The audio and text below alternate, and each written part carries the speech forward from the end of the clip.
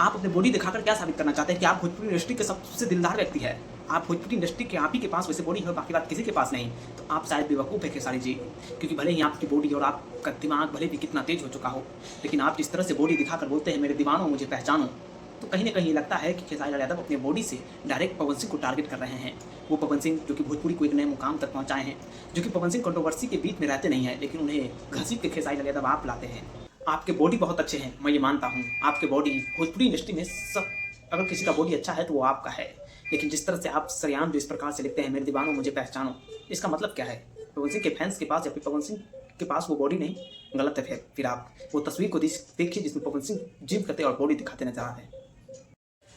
वैसे अगर आप गूगल पे भी ये सर्च कीजिएगा कि अगर भोजपुरी में सबसे ज़्यादा कंट्रोवर्सी कौन करता है, तो आपका नाम आएगा ट्रेंडिंग स्टार का।